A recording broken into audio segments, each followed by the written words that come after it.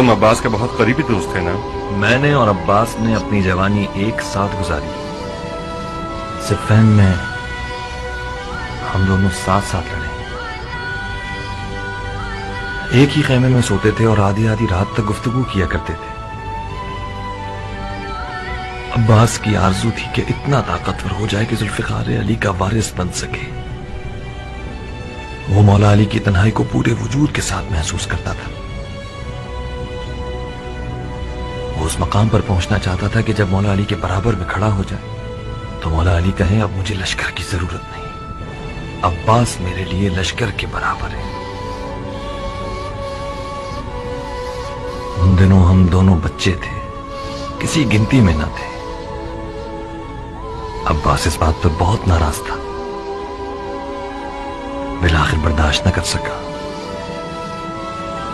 ایک دن میرے بابا مالک کے سامنے کھڑا ہو گیا اور تن کر کہنے لگا کہ مالک، آپ کو آج مجھے اپنے ساتھ میدان میں لے جانا ہوگا. بابا مسکرائے. عباس کو مزید غصہ آیا اور شیر کی طرح غرایا کہ مالک، آپ سمجھتے ہیں کہ میں کمتر ہوں؟ میں آپ سے مقابلے کے لیے تیار ہوں، اگر میں جیت گیا تو مجھے اپنے ساتھ لے جائیے گا. میرے بابا پھر مسکرائے. عباس چلایا کہ مالک، میں مذاق نہیں کر رہا کہ آپ مسکرائے جا رہے ہیں.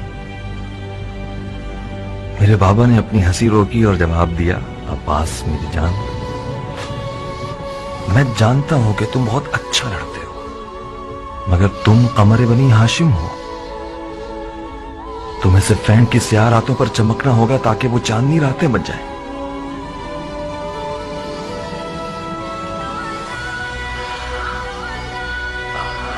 عباس نے جب یہ تعبیر سنی تو خاموش رہا. نقل ہے کہ جب عباس القمت پہ پہنچا تو شدید پیاسا تھا، مگر اس نے پانی نہیں پیا.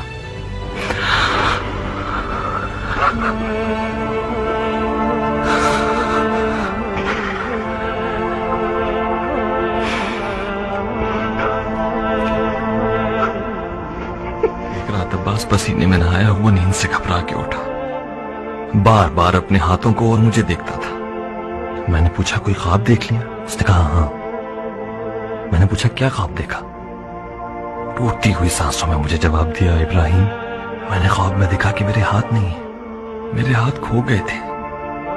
میں اپنے ہاتھوں کو ڈھونڈ رہا تھا کہ اچانک میں نے گدھ کے جیسا ایک پرندہ دیکھا جس کی چونچ میں میرے ہاتھ تھے. وہ میرے ہاتھوں کو کھانا چاہتا تھا. میں نے اسے پتھر سے مارنا چاہا مگر مجھے خیال آیا کہ میرے پاس تو پتھر اٹھانے کے لیے ہاتھ نہیں.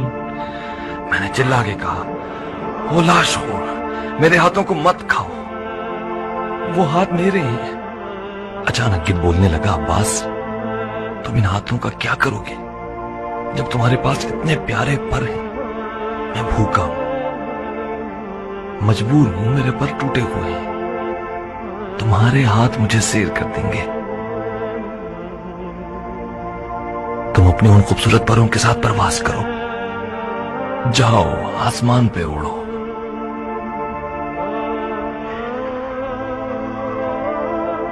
جب میں نے سنا کہ عباس کے ہاتھ کاٹے گئے تو اس کے اس رات والے خواب کی حکمت کو سمجھ گیا.